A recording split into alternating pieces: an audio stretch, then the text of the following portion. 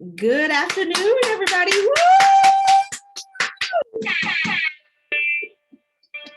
Welcome to the Well Dressed Brand TV show. I'm your host, Toy Sweeney. I am so excited to continue part 2 of our series, Write That Book. Today's guest has 15 years, has spent 15 years sailing in search of stories.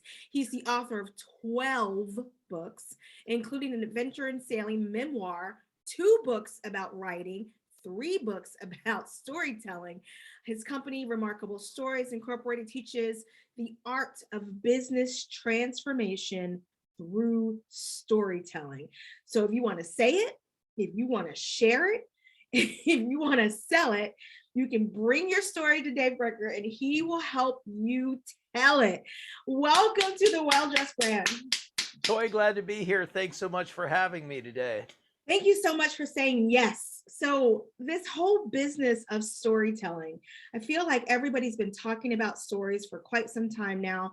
And for whatever reason, it seems to be something that, well, first of all, it's never going to go away. Thank God for that.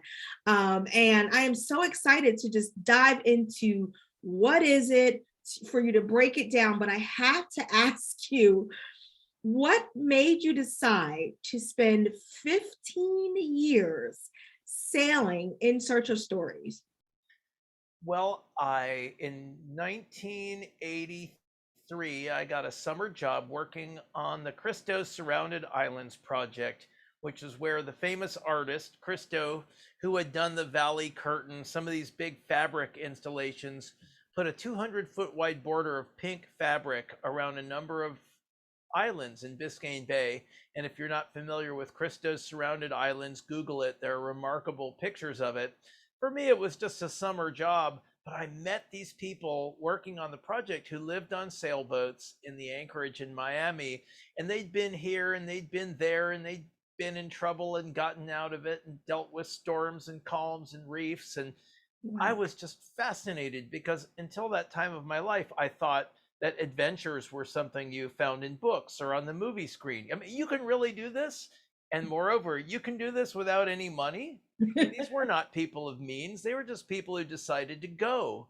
And up until that time, I'd basically been a private prep school kid. And I said, no, there's a bigger world out there. And I wanted stories of my own. So I went out and I found them. Oh, I love that. There were so many things that you said in that just really echoed life, that yes, you can do it, and we get to create our own adventures, which I talk about in my TED Talks. And you got to decide, and so you did. While you were out there for 15 years, what is it about their story, the story that you were creating, that really started to resonate with you? Well, so many things. And I think these are themes in literature too. One, of course, is that connection with nature. And we Yeah. live very insulated from nature. We are air conditioned. We're talking on Zoom right now with cameras and microphones, and it's wonderful. There's nothing wrong with it. But there's also something to be said about climbing a mountain or crossing an ocean or going snorkeling or experiencing a glacier or the desert. I mean, these are things that really move us. Yeah. And we know when we're looking at those colors or experiencing these incredible mountains that make us feel small and insignificant, or even just looking at the stars, well, we feel like we're part of something much larger and much more meaningful. Yeah, I love that. It's funny that you said that because, as you know, we were talking prior to the show, and I'm working on my second book, and I have a whole chapter, on insignificance, and the very thing that you said. So I was like, wait, did I give you a sneak peek into what I'm writing? No, I am not stealing your content. No, no, not stealing, but just sharing the same thought process regarding story, and just kind of how those things, how they just impact you emotionally. And that's what, in my opinion, that's one of the things that I love about story, that it does that, the way that it has the ability to move you. So before I get into you helping people to say it and share it and sell it and all of those things. Can you talk to us about, you know, what is story? How does it get broken down? Why does it move us in such a way? Why does sometimes it makes us feel insignificant? Depending on what we're talking about, it could. Well, you have a lot of people who talk about stories and sort of the biochemistry of stories. And they talk about cortisol and dopamine and things like that. And that's all well and good. It sounds really erudite, but I don't think those things really do anything for anybody other than make them feel like they know what they're talking about. It's kind of an erudite approach because, I mean, it's not like we ever see or experience cortisol or dopamine. I mean, we experience them, and some of the scientists tells us that's what's happening in our brains, but we're not walking chemistry sets. Right. And so I like this idea that stories work a certain way in the mind. Mm. So first of all, there's the golden rule of storytelling. If you take nothing else away today, the golden rule of storytelling is that stories are always about people. So Mm. if you're talking about prices, processes, ingredients, or data, you're not telling stories, you're not connecting, and you're not selling. And I don't mean selling. Yes, I use the S word. I mean, anyone who's put a child to bed or asked someone on a date or asked for a raise or sent a resume somewhere is selling. So Mm. selling is a relationship building function. It's not a money grabbing function. Mm. So not to go too deep into that. So what happens in a story is fascinating because if you are engaged in a story, whether you're sitting in a movie theater or you're listening to somebody tell a story around a campfire or you're watching Sleeping Beauty with your child for the 29th time, what's happening is you are in the story. Now, intellectually, you know that you're sitting in the movie theater or in your living room or whatever it is, but emotionally, you are in that story and you're on a journey from conflict to transformation. Mm. And for the story to work, it has to be deep enough. So if I tell you a story about, okay, uh, Dudley's father said, you're 16 years old, you can have a red Porsche or a black one, but no yellow. We're all like, boo hoo, because he's an entitled little snot and we don't really care. If he says, I don't like all your restrictions, Dad, I'm going to go to work delivering newspapers and I'm going to buy my own Porsche, Mm. all of a sudden there's something deeper because Yeah. he's moving to another level emotionally and spiritually, and he is whatever. I don't need to analyze the whole story. And finally, we have, how does that sailboat move from the stormy seas of conflict to the safe port of transformation? Mm. It needs wind. It needs more than just water that's deep enough. It needs an invisible, powerful force. And so when it comes to you and your story, that could be your talent, your experience, could be your background, your education, your equipment, your team. It could be any number of things. Mm. But you're not just someone running a ferry boat. Right. Anybody could do that. That's not a highly skilled job, right? Anybody can drive, grab the tiller of the outboard and drive the boat across. But we're all different and we approach things different. So the right coach for you is someone who has an approach that matches your approach. The right restaurant for you, yeah, they all cook pretty good food, right? For the most part, but that's the one where they remember your name and make sure that if you're allergic to dairy products, you don't have to remind them every time. It's like, Mhm. hey, Dave, I cooked your dinner without dairy the way you like it. Whatever. It's relationship based. It's people who know how to serve, who know how to relate. That's just one example. It could be anything. What is it that you do different? That's your magic power. That's your wind. And in a nutshell, that's how stories work. I like the example that you were giving about the restaurant because I never thought about it that way, but that's also a way for them to bring you into the story, but also, you know, that high level of service, right? Again, and that relationship building. I never thought about it in those terms. So thank you for that. But I if love you go to if you go to a fast food restaurant 2 days in a row, they might remember you, but they're not going to learn your name. They're too busy serving too many people too fast. yeah. Whereas your favorite restaurant, I can remember a place I used to eat there 2 or 3 times a week. And it wasn't because I wasn't tired of the food, because I mean, little variety is nice when it comes to dining, but they knew my name. They knew how I liked stuff. I never had to ask. I could order stuff that wasn't on the menu. You make this Mm. for me tonight? Sure, Dave, we'd be happy to do that. And it was that relationship and their ability to get to know their customers, to be the neighborhood hang, and take care of everybody, and just store that database of people they cared about and cultivate that loyalty. I love that. And we talk a lot on the show about how important relationships are to everything. As we're going through this book series, last week we talked about, various parts of publishing, writing, how to get started. One of the questions that I'd like to go in a little bit deeper is just, what do I write about was one of the questions. And so we kind of settled on, well, you can tell your story, and you're giving us some great guidelines. We have the golden rule now as to how we get that started. So if you don't want to tell your story, what are some other things that can help somebody get started? Like, could you tell somebody else's story? Does it have to be made up? Does it have to be all true? Can some of it be true? How do you get started when you want to tell a story, but maybe you're not quite ready to tell your story? Well, my first 3 novels were about a friend's adventures. They're my only 3 novels, but they were my training wheels to really get deep into writing. Tell somebody else's story and figure out where you want to be factual and where you want to embellish it. Sometimes truth is stranger than fiction. If I had written everything literally, nobody would have ever believed some of the stuff that happened to this character. So I embellished and let things go on. But ultimately, it's interesting. You said, what is it that you're going to write about?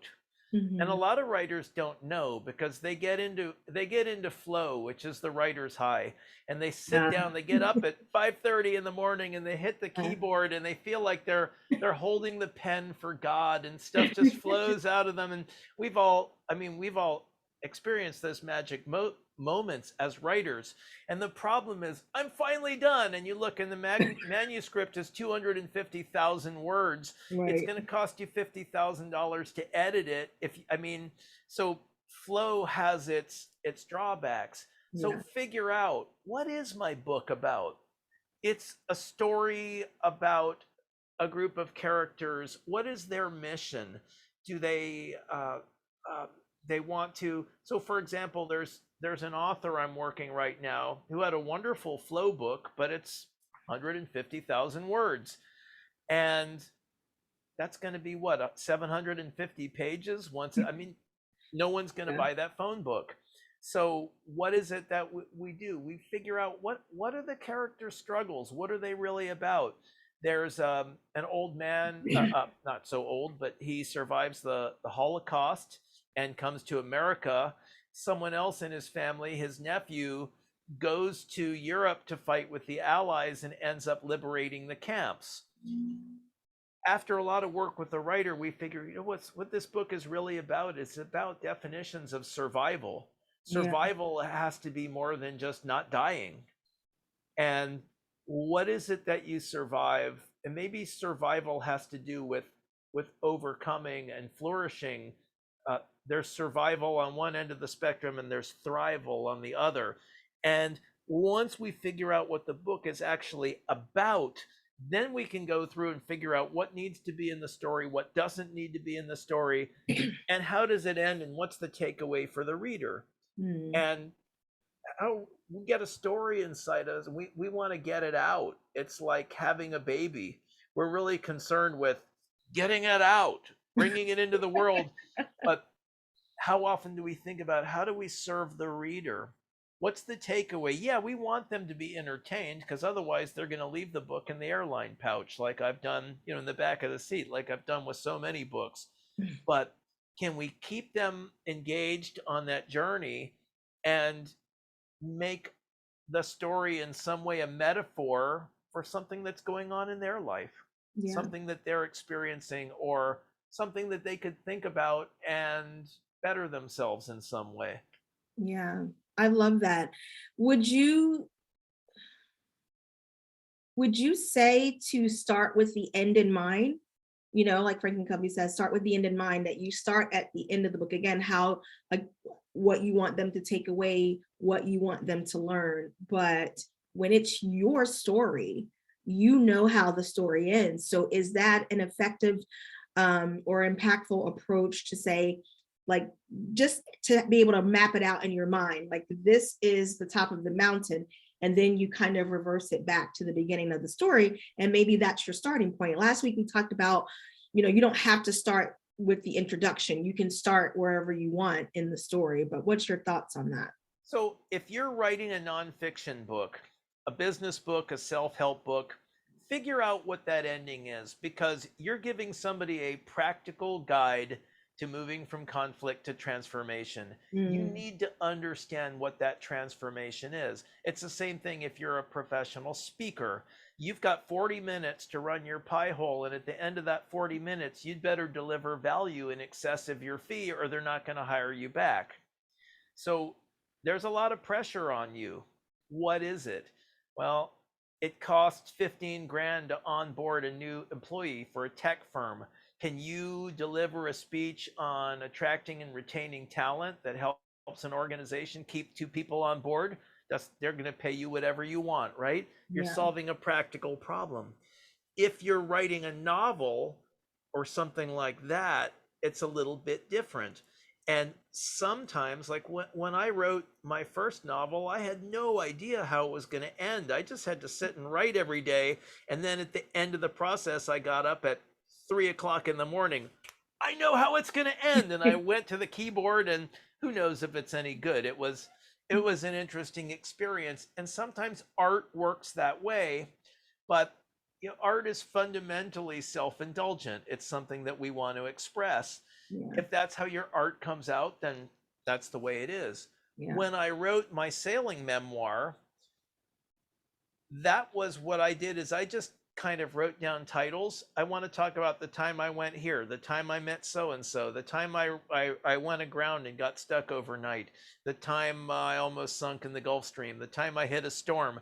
Boom, boom, boom. I just wrote, and then I wrote the chapters in no particular order. And then once I had them, it was like writing a series of essays. And then I put it together, Mm, made sure that characters got, okay, well, I introduced this character here, but I need to move that here. And I started moving stuff around and created a narrative arc through the whole thing. And I ended that book at a certain, I didn't cover 15 years of living aboard. I covered the 5 years from the time I bought my first boat, went to the Bahamas twice, did my Atlantic crossing, and came back. And then it's like, okay, that's that chunk of my life. And because my life's not over, I don't know what the ending is. right. So you have to kind of pick a resting point. Yeah. Whereas if you're doing a biography of somebody else, then so yeah, you have to understand the trajectory of a book because otherwise you really run the risk that it's going to ramble. Yeah. Clarity is always key. I love that. When what do you think is the number one mistake when somebody it wants to write their story? What's the biggest mistake that you think that writers make? The first one is the tendency to edit as you go along, Mm, because when you're just writing, it's called a rough draft for a reason. And if you try to polish your rough draft as you write it, you're going to tie yourself up in knots and you're not going to get anything done. mm. So you have to just allow yourself to write badly. You don't have to show it to anybody else, but get it out. Uh, People when they write are afraid to skip the vomit stage. They just want to write eloquently, and it just doesn't work. You have to just allow yourself to write without judging yourself. Yeah. And the other side of that is people think their story is not big enough or their ideas are not important. And again, write down, even if you have to write some bad ideas or weak ideas, or that's how you grow. I mean, put the training wheels on, and after a while you realize they're not hitting the ground anymore and you can take them off. But write, and stop judging yourself. We all walk around with this little demon of self-doubt whispering negativity into our ear. We For sure. all do it. Yeah. And it's like, you have to, I'm writing today, don't ruin my morning. I Right. might not write well, I might not want to share it with anybody, I might take it and delete it when I'm done, but I'm gonna write this morning. Yeah, I think that I know for sure because I've lived through that. You're 100% right. And I was talking to someone recently, and I was just like, I really enjoyed the process of writing. I don't have, there's no judgment for people who decide to hire a ghostwriter and things like that. But I really enjoyed the process. I enjoy, getting up at 3, 4 in the morning and just kind of having that fresh mind dump, and I'll just go until I'm finished, for that, moment. And it usually will last for a couple of hours and then I'm empty, and then I'm like, okay, I got to go work on another task or do something else, go for a walk so I can recharge. I may pick it back up in the evening, or I may not pick it back up until the next day. Sometimes it's 2 days later, but when it comes to your point, I want to get it out, but I delight in the craziness of that, and I don't use, I'm not really a deleter. The first book I did edit Either. as I go was a pain in the butt, but but yeah. What were you saying? I'm sorry. I tend to do most of my deletions if I'm writing a letter in response to something, and then anything that you're feeling a little uptight about, angry about, passionate about, before you send those letters, let them incubate for a while. And very often, I'll write this long letter and Oh then I'll yeah. look at it the next morning and just delete and so da da Oh, da da da da da da bye. sure. And it's much more effective to take that Gettysburg Address approach. Yeah. Lincoln did that. I think it was 267 words, and he followed Edmund Everett's 2.5 hour speech. Wow. And so I think Lincoln thought, this guy's gonna blah blah blah and be eloquent and whatever it was that Edmund Everett did. Lincoln just said, I'm gonna give them 2.5 minutes, and they're gonna be grateful for it. But what a 2.5 minutes I'm gonna give them. Yeah. I love that. Yeah, I've definitely written some letters and deleted them. I've written some text messages and deleted them in the Yeah, notes section of my phone, like, ah. But yeah, I love that. That's perfect. I can't thank you enough for just spending time with us today and just kind of breaking that down, because you're really going to serve the Well Dressed Brand tribe. Last week, there were so many messages on live saying, I want to write, but I don't know what to write about. I want to write about my story, but I don't know where to start. And so I think that you gave us some really, really good takeaways and tips. Is there anything else that you want to share with our team on, or our audience, about how do yeah, you? I guess just because you this idea, like, I don't know what to write about, and if you need to, walk out the door, write about your dog, write about your life partner, write about a tree branch, write about something. If you don't have a big theme, then what can you write about the hedge in your front yard, or a flower, or something that the snail tracks on the sidewalk? Can you write about something and just practice bringing it to life? It's like playing a musical instrument. And Mhm. as you develop your skill and you go back to school, metaphorically, and like, maybe you knew how to use a semicolon and an M dash in high school, but you didn't pay any attention, and now you've got to relearn the tools and the typography and I mean, just dive in. Write Yeah, about your favorite piece of music. There are books of writing prompts. Just write something. Keep the juices flowing. I love that advice, because I think that that's what it is. It's just that you're so focused on the story, and that's fine, but maybe focus on a different story and just write, like get yourself in that flow, get yourself practicing that skill. I love that's really good advice. I love Yeah, if you have to, write about your writer's block. that. I mean it, just write. Yeah, I love that. Sometimes, hey, some days it's like that. Like, I don't know, I'm just gonna write about that I can't write. Yeah, or I mean, look, it won't take long. Just scroll Facebook, and somebody's going to get you upset about something. Then write about it. You don't have to post it, but write your Just response. right. Right. What do you think about Ukraine or abortion or anything that's going on? Just write. Yeah. Just write. I love that idea too, and I think that one of my takeaways for today is just a great reminder for all of us to not compare, not to try to be perfect, not, just get up, set it on your calendar, and just start to write. And I would even count journaling in that as well, because maybe you're not going to sit at your computer. Maybe you're going to get up that morning and just start journaling, old school, pen and paper in hand. The point is, you guys, to just write. I love that. I cannot thank you enough for spending time with us today. This was completely amazing.